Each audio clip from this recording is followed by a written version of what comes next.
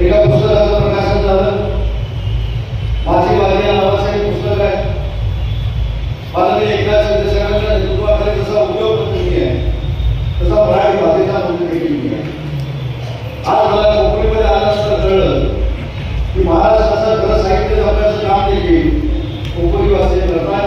आणि म्हणून आमदार साहेबांनी आणि आमच्या साहित्य मंडळाच्या लोकांनी मला एक सूचना केली, मी विनंती करत नाही, सूचना केली की रवा दिघे हे ग्रामीण साहित्यिक या कोकणीमध्ये होते आणि म्हणून या कोकणी गावाला पुस्तकांच्या गावाचा दर्जा द्या.